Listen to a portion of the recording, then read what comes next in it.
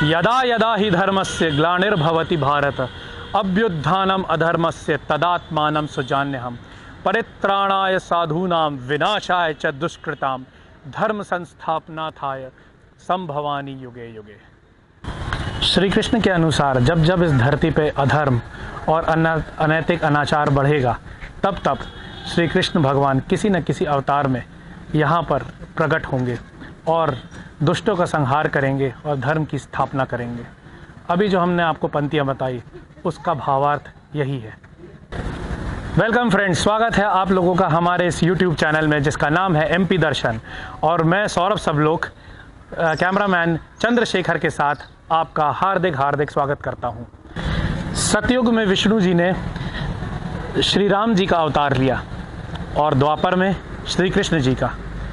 आज हम आपको लेकर आए हैं एक ऐसे मंदिर में जो कि जबलपुर GCF स्टेट में आपको देखने को मिलेगा। ये जो मंदिर है ये GCF स्टेट के अंदर आता है। जबलपुर रेलवे स्टेशन से ये करीबन 6 किलोमीटर की दूरी पर है और इस रमणीय स्थान पर आपको श्री राम जी और विष्णु जी के दूसरे अवतार श्री कृष्ण जी के दर्शन होंगे। और हम आपको इस यात्रा में ले चलते हैं जहां हम आपको श्री राम जी के इस मंदिर की और श्री कृष्ण जी के इस मंदिर की बहुत सारी झलकियां, झांकियां और इसके बारे में विस्तृत जानकारी देंगे। अब हम मंदिर के अंदरूनी भाग में आ गए हैं। हमको बताया गया कि ये जो मंदिर है वो 1931 में बनना चालू हुआ था और 1939 में बन के तैयार होगा। इस मंदिर को यहाँ पे GCF फैक्ट्री के कर्मचारी, जो कि आयुध निर्माणी के कर्मचारी भी कहलाते हैं, वो उनकी एक कमेटी जिसको यहाँ पे प्रेम मंदिर प्रचारणी सभा कहा जाता है, वो इस मंदिर को संचालित भी करती है और इस मंदिर की देख रेख और सारे कार्यक्रम ऑर्गेनाइज करती है। मंदिर की ये यात्रा को शुरू करने से पहले मैं आपको आज एक छोटी सी कथा सुनाना चाहूँगा। इस कथा में दो बहनें होती हैं और दोनों बहनें चक्की में गेहूँ पीस रही होती हैं। अब जो दो बहनें होती हैं उनमें से जो बड़ी बहन होती है उसके हाथ में चक्की होती है और वो पीस रही होती है। जो छोटी बहन होती है वो देखती है कि गेहूं के कणों में से कुछ कण ऐसे हैं जो पिस नहीं रहे हैं, तो उन कणों को उठा के वो खाती जाती है। ऐसे ही करते करते पूरा गेहूं पिस जाता है और उसका आटा बन जाता है। आटा बन जाने के बाद दोनों बहनें उसको बोरी में भर के अपने घर की ओर चलने लगती हैं। जब वो घर की ओर चलने लगती हैं तो रास्ते में एक बड़ा सा बैल उनको दिखता है जो उनकी तरफ आके लपकता दिखता है। तो वो दोनों मारे इस डर के कि बैल उनको मार ना दे, वो बोरी उनके हाथ से फिसल जाती है, बोरी गिर जाती है और पूरा आटा जो होता है वो रास्ते में फैल जाता है। इस कहानी का जो भावार्थ है वो ये है कि हम जीवन रूपी चक्की में खुद को पीसते ही रहते हैं। हमको समय नहीं होता कि हम और कोई कार्य जैसे ईश्वर की भक्ति, प्रेम, इन सब के लिए हम ज़रा भी वक्त निकाल पाएँ।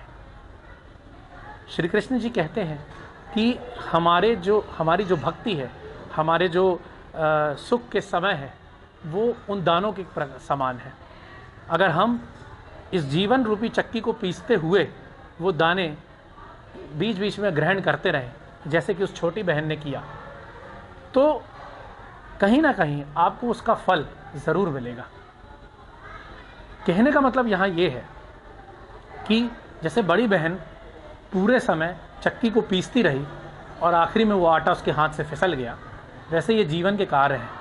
आप करते जाएंगे, वो बोरी में भरते जाएंगे और एक दिन जब आपकी मृत्यु होगी तो वो आटे की बोरी की तरह फिसल जाएंगे। लेकिन इन सब में फ़ायदा किसका होगा? उस व्यक्ति का जो बीच बीच में उन कणों को उठा के ग्रहण कर रहा है। तो जीवन में जब भी आपको भक्ति, प्रेम, पूजा, अर्चना, ये सब करने का जब भी आपको समय मिले, आप उसको सहर्ष ही ग्रहण करें, ताकि आप जीवन में या जीवन के अंत में खाली हाथ ना रहें। अब हमारे साथ जुड़ गए हैं गोविंदा दुबे, जो कि यहाँ के प्रधान पुजारी जी अशोक कुमार दुबे के सुपुत्र हैं और मंदिर की गतिविधियों में बढ़ चढ़ के हिस्सा लेते हैं ये। पूजा अर्चना भी करवाते हैं। नमस्कार, आपका बहुत बहुत स्वागत है हमारे चैनल जिसका नाम है MP दर्शन। सबसे पहले गोविंदा जी, हम आपको ये बताना चाहेंगे कि हमारा जो ये चैनल है, ये जितने भी जबलपुर या जबलपुर से बाहर मध्य प्रदेश के जितने भी रिलीजियस स्थान हैं, रमणीक स्थान हैं, जहाँ पे हमको धर्म आस्था से जुड़ी चीज़ें पता चलती हैं, जो मंदिर हैं और कुछ ऐसे इवेंट्स जो होते हैं MP में या जबलपुर से बाहर होते हैं, जहाँ पे कि धर्म के लिए और धर्म के कारण लोग जुड़ते हैं, उनको हम कवर करते हैं, उनका हम कवरेज लेते हैं। आज हम आपके श्री राम मंदिर आए हैं और हम यहाँ पे आपसे कुछ जानना चाहेंगे इस मंदिर के बारे में कि ये मंदिर कब बन के तैयार हुआ। तो सबसे पहले आप हमें ये बताएं कि ये मंदिर कब बना और कब बन के तैयार हुआ। ये मंदिर बनना शुरू हुआ था 1931 में और पूरा बन के तैयार हुआ 1 मई 1939 में। 1939 में। गोविंदा जी, हम सबसे पहले ये जानना चाहेंगे कि जैसे यहाँ पे मध्य में, सेंटर में श्री राम दरबार लगा हुआ है, तो ये तीनों जो मूर्तियाँ हैं शिव जी की, श्री कृष्ण भगवान की और राम दरबार, ये तीनों एक साथ स्थापित की गई कि एक एक करके स्थापित की गई? एक साथ। ये तीनों एक बार में ही स्थापित की गई। अच्छा, और यहाँ पे जो श्री राम मंदिर में जितने भी मेले लगते हैं, उसमें सबसे जो भव्य होता है, हमने देखा भी है, वो जन्माष्टमी का मेला होता है। कुछ बताइए आप हमें उसके बारे में। ये है कि अपने जबलपुर क्षेत्र में सबसे बड़ी जन्माष्टमी का आयोजन श्री राम मंदिर में किया जाता है और इसमें बहुत बड़ा मेला लगाया जाता है। अधिक से अधिक लोग दर्शन करने यहाँ पहुँचते हैं। बाहर के लोग आते हैं यहाँ का मेला देखने के लिए, बहुत अच्छा रहता है। तो जब ये मेला लगता है तो इसको संचालित कौन करता है, इस मेले को, इसका मैनेजमेंट कौन देखता है? ये मंदिर की ट्रस्ट देखता है पूरा। यहाँ पे जन्माष्टमी और उसके बाद छठी का आयोजन बहुत धूमधाम से किया जाता है। विशाल भंडारे पूरा 6 दिन चलता है यहाँ पे। हम ये जानना चाहेंगे हमारे व्यूअर्स के लिए भी कि यहाँ पे आरती कितने बजे होती है, कितनी बार होती है? यहाँ सबसे पहले सुबह मंदिर खुल जाता है 5 बजे, उसके बाद आरती होती है 6 बजे। ठीक है। तो 11:30 बजे तक मंदिर खुला रहता है दिन में। फिर शाम को 5 बजे मंदिर खुलता है। शाम को 7 बजे आरती होती है, महाआरती होती है। और पट कितने बजे बंद होते हैं? पट रात में 10 बजे बंद हो जाते हैं। रात में 10 बजे बंद हो जाते हैं। हमको यहाँ अभी गोविंदा जी ने ये भी बताया कि ये जो मंदिर है, ये बनवाया ज़रूर गया है फैक्ट्री के या अयुद्ध निर्माणी के वर्करों द्वारा, लेकिन उन कर्मचारियों ने इसे खुद अपने हाथों से बनवाया जी। ये मतलब किसी लेबर से नहीं बनाया गया है। इतना भव्य मंदिर जो है वो कर्मचारियों ने अपने श्रमदान से बनाया है जी। मैं सही कह रहा हूँ ना? जी जी। और ये जो मंदिर है, इसमें आप देखिए, ये जितनी भी आपको कलाकृति दिख रही हैं, ये सब कुछ दिख रही हैं, ये सब उन्हीं लोगों ने बनाई है। सब उन्हीं ने। अच्छा, तो मतलब ये इसमें कितना टाइम लग गया इसको बनने में? इसको अपन 1991 में हुआ है। 99 8 साल लग गया अपन। 8 साल लग गए। और 8 साल मतलब उस 8 साल में भी यहाँ पे पूजा होती रही? जी। पूजा अर्चना होती रही डेली, और तब से निरंतर ये चल रहा है। यहाँ हम देख रहे हैं शिव जी का शिवलिंग स्थापित है और उसके ऊपर बजरंगबली जी का भी मूर्ति रखी हुई है। तो यहाँ पे शिवरात्रि और सावन में बहुत ज़्यादा भीड़ रहती होगी। जी, शिवरात्रि में भीड़ रहती है। सावन के महीने में हर सोमवार मतलब यहाँ पे शिव जी बनाए जाते हैं, मिट्टी के, काली मिट्टी के शिव। दिव्य भीड़ रहती है, खूब भक्तजन आते हैं, अभिषेक होता है। तो मतलब एक शिवलिंग बनाया जाता है कि बहुत सारे शिवलिंग? बहुत सारे शिवलिंग बनाए जाते हैं। अच्छा, 4-5 शिवलिंग। तो ये कौन बनाता है ये भक्तगण सब बनाते हैं अपने हाथों से। अच्छा, तो फिर उनकी भी विधि विधान से पूजा होती है? हाँ, उनकी भी विधि विधान से पूजा होती है। अच्छा, अभिषेक होता है, भंडारा होता है उस दिन सोमवार। ठीक है। और हम आपसे ये जानना चाहेंगे कि यहाँ पे जितने भी लोग आते हैं, तो डेली बेसिस पे कितने लोग आ जाते हैं रोज राम? यहाँ डेली बेसिस पे 150 से 200 लोग आते हैं प्रतिदिन। और जैसे उत्सव वगैरह रहता है, हनुमान जयंती हो गई, रामनवमी हो गई, शिवरात्रि हो गई, तो हज़ारों की संख्या में आते हैं। और जन्माष्टमी सबसे मेन यहाँ की मानी जाती है, तो उसमें कम से कम 15-20 हज़ार लोग की संख्या रहती है। और ये पूरे 6 दिन, जितने दिन का मेला रहता है उतने दिन रहती है। उतने दिन रहती है। उतने दिन। बहुत बहुत धन्यवाद आपका कि आपने ये समय निकाला हमारे लिए। जी। अभी कुछ देर में हम इनके पिताजी से भी रूबरू होंगे और उनसे भी कुछ जानेंगे। और हम ये चाहते हैं कि आप हमारे चैनल को लाइक करें, सब्सक्राइब करें और बेल आइकन दबाना ना भूलें। जी बिल्कुल। धन्यवाद। हमें एक व्यूअर ने पूछा था कि हमेशा ऐसा क्यों होता है कि श्री राम दरबार जो होता है वो किसी भी मंदिर के सेंटर पे होता है और बाकी जो मूर्तियाँ होती हैं या बाकी जो अवतार दिखाए जाते हैं वो उनके साइड में या बाजू में दिखाए जाते हैं। तो हमने किसी जानकार गुरुजी से पूछा तो उन्होंने हमें ये बताया कि जो श्री राम जी हैं वो राजा रूपी अवतार में अवतरित हुए थे और राजा का दरबार जो होता है वो मध्य में ही लगाया जाता है, सेंटर में लगाया जाता है। इसलिए जो ये मंदिर का जो हम देखते हैं, कोई भी मंदिर देखते हैं, उसमें जो श्री राम दरबार है वो सेंटर में लगाया जाता है।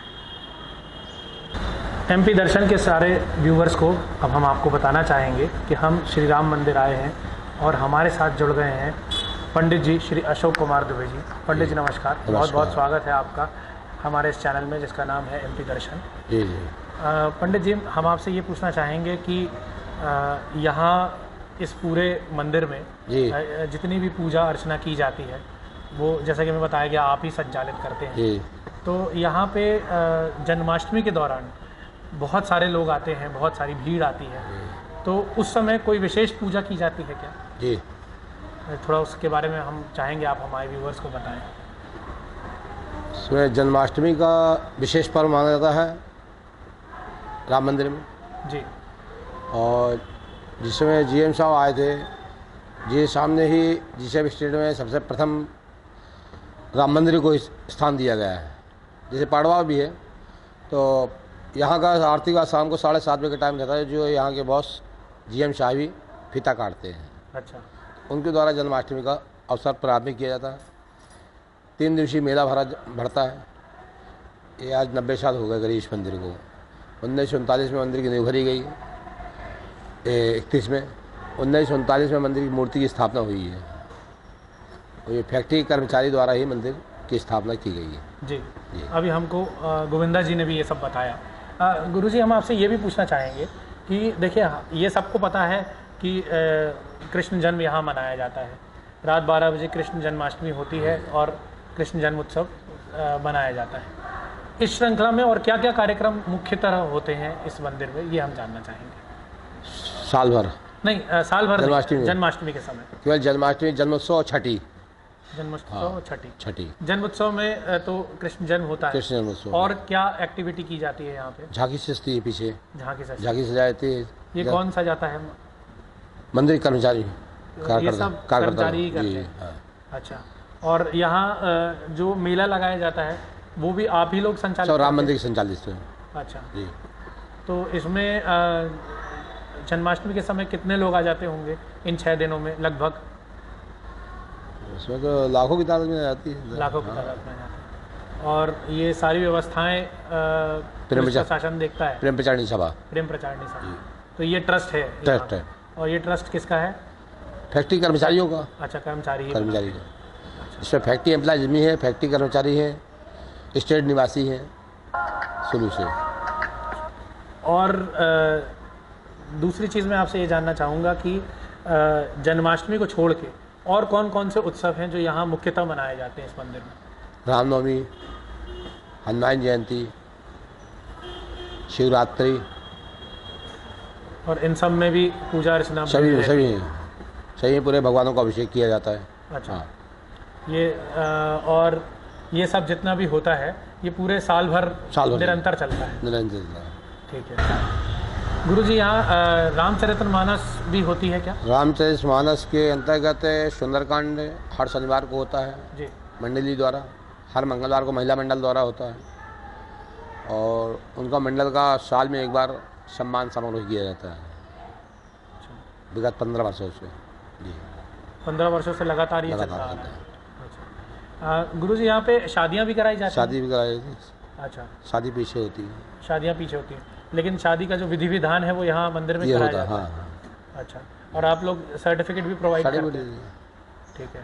और ये जितनी भी एक्टिविटीज़ होती हैं ये साल भर निरंतर चलती है? सर्टिफिकेट मतलब समिति से यहाँ नहीं मिलता है, जो पंडित जी शादी कराएगा वो अपनी सर्टिफिकेट देता है, अच्छा अच्छा, समिति की तरफ से नहीं है। समिति नहीं देती। नहीं गुरुजी ये बाहर हमने देखा कि बजरंग बली श्री हनुमान जी की जी। जो मूर्ति है, हम चाहेंगे आप इसके बारे में कुछ बताएं, कितनी लंबी है क्या? इसकी लंबाई 41 फीट है। अच्छा, ये किसने बनवाई यहाँ पे? ये रविशंकर सेठा भी है, रविशंकर श्रीवास्तव, अच्छा, उनके द्वारा निर्मित। उनके द्वारा निर्मित हुई है। और जो इसके ठीक सामने जो एक छोटे से हनुमान जी हैं वो भी उन्हीं ने करवाई है। अच्छा, मतलब पूजा दोनों पे कर सकते पूजा हैं? दोनों में करते हैं। पूजा दोनों पे कर सकते पूजा जिसकी स्थापना उसकी पूजा करते हैं। हैं। अच्छा, स्थापना किसकी हुई है? छोटे वाले हनुमान जी की अच्छा, और ये पीछे से एक झांकी एक झांकी बनाई टेबल बनाई गई है। बनाया गया है। अच्छा, ठीक है पंडित जी, बहुत बहुत धन्यवाद आपका कि आपने अपना बहुमूल्य समय हमारे चैनल के लिए निकाला, और हम आशा करेंगे कि इस जानकारी को पाके ज़्यादा से ज़्यादा लोग यहाँ पे आएँ और भक्ति का प्रसाद ग्रहण करें। जय श्री राम। जय श्री राम।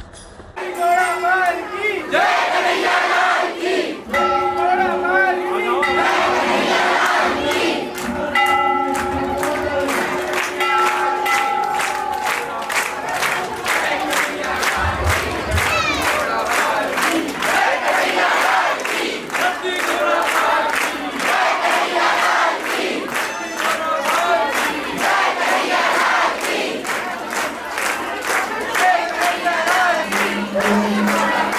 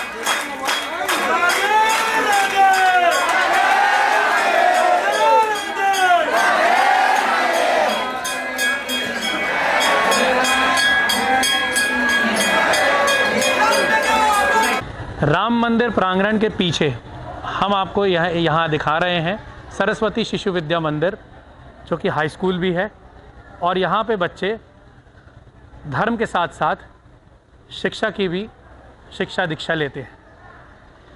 और ये इसी मंदिर के प्रांगण में ये स्कूल है, और मंदिर की जो कमेटी है और या जो GCF कमेटी है वही इस स्कूल को संचालित भी करती है। आइए हम आपको यहाँ के प्राचार्य से मिलाते हैं। सरस्वती शिशु मंदिर जो भी हमने आपको दिखाया, इनके प्राचार्य जी हैं। मैडम नमस्कार। नमस्कार सर। सबसे पहले तो MP दर्शन में आपका बहुत बहुत स्वागत है।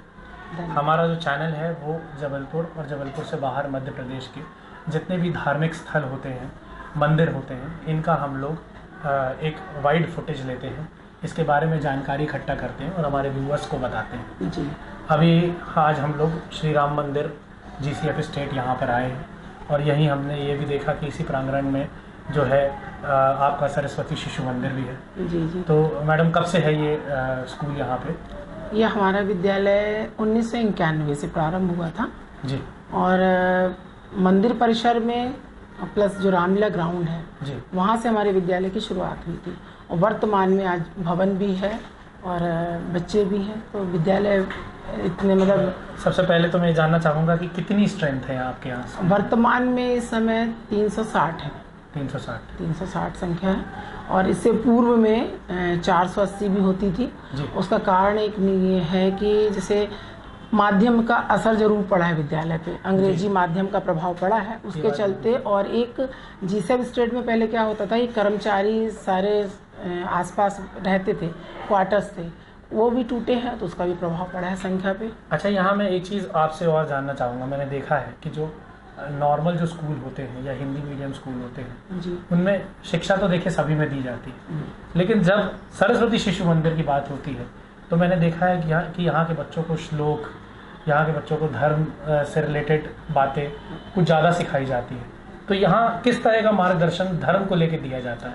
हमारे सरस्वती शिशु मंदिर की पहचान ही है कि शिक्षा के साथ संस्कार। जी।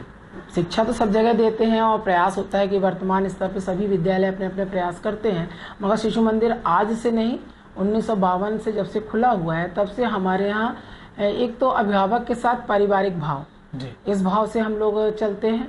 वर्तमान में पूरे सत्र में एक बार जो शिक्षक है वो टीचर्स के यहाँ मतलब अभिभावक के यहाँ जरूर संपर्क के लिए जाता है, और श्लोक प्रार्थना जो है उसमें प्रातः स्मरण से लेके और विसर्जन मंत्र तक, यहाँ तक कि भोजन मंत्र भी, और सबके एक अपने अपने अर्थ हैं कि हम भोजन मंत्र क्यों करें, किस लिए किया जाता है, या विसर्जन मंत्र क्यों होता है, या अभिभावक छोटे बच्चे भैया बहन हैं तो उनसे भी ये नियमित शिक्षक का एक रहता है कि माता पिता के चरण स्पर्श करके आए अथवा नहीं आए, तो संस्कार के साथ शिक्षा दी जाती है। तो ये थी हमारे साथ प्राचार्य सरस्वती शिशु मंदिर श्रीमती ज्योति झा जी, और इन्होंने हमें जो मूल्यवान समय दिया उसके लिए MP चैनल उनका बहुत बहुत धन्यवाद करता है, और साथ ही धन्यवाद करता है कि वो हिंदू धर्म की इतने अच्छे मूल्यों को हमारे देश के इन बच्चों को, जो हमारा भविष्य है, उनमें बांट रही हैं।